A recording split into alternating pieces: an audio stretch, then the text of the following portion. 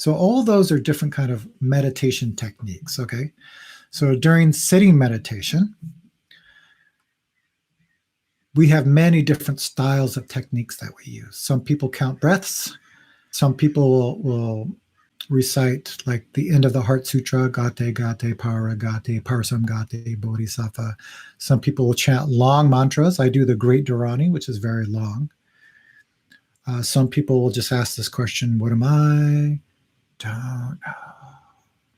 Usually for newer people, I recommend breathing in, clear mind, clear mind, clear mind. Breathing out, which is about twice as long, don't know. All those techniques are the same.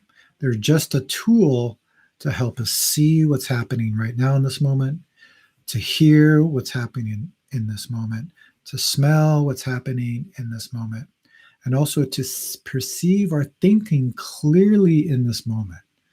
So that's how we use mantra. Now we also have chanting meditation. So we have the sitting meditation and the chanting meditation. And our tradition is very unique than most Zen schools, is we have a lot of chanting, especially if you go to one of our retreats. So the chanting meditation is no different from the sitting meditation. But instead of just quietly doing a mantra and following the breath, we're using sound, right, to help us see clearly in this moment, to help us hear clearly in this moment, to help us smell clearly in this moment, right? Just to perceive the moment clearly. Our voice, and if we're chanting with the others, the voices around us become one thing, and we're just chanting. There's no meaning behind the chants, even though you can look at the translations of all the chants and things. But the meaning of the chant means our mind and whatever's in front of us become one.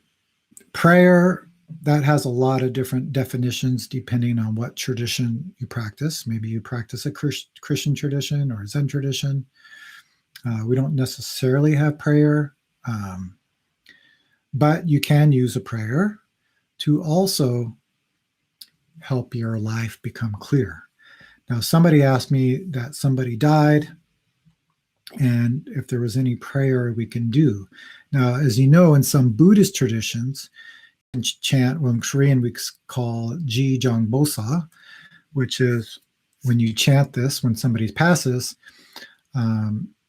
it's to help the person who's passed away have a clear transition into their next rebirth, right? There's some Buddhist traditions that practice this way, but it's not the way we use it in Zen. So when somebody passes away, we still chant the Ji Jong Bosa, but a few things happen. First of all, it helps us connect with the person who's passed, connect to their original nature.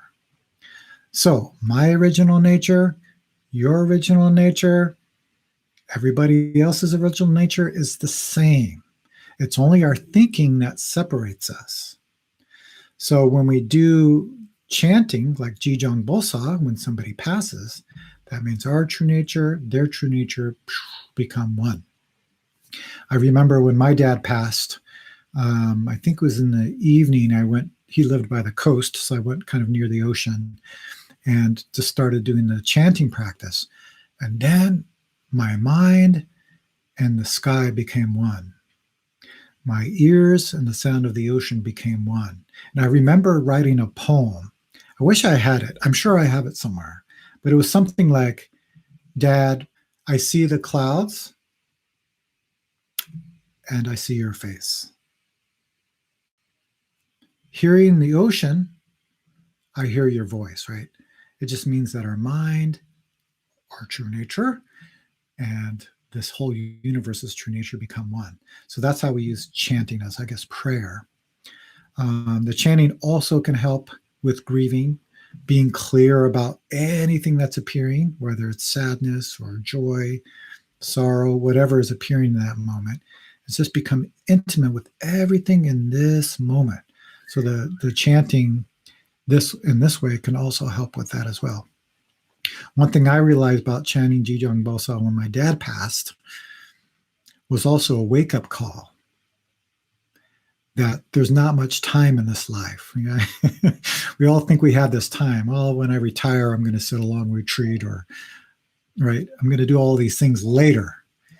But we don't know when that's going to happen. We do know we're going to die, right? Because there's really nothing guaranteed.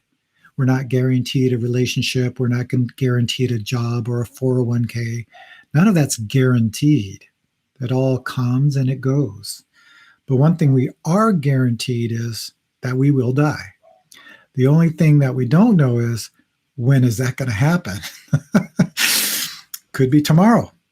So that's what really important too, is like this chanting can help us wake up to the reality of this human condition. We come in this world with nothing. We're going to leave with nothing. We just don't know when that leaving is going to be.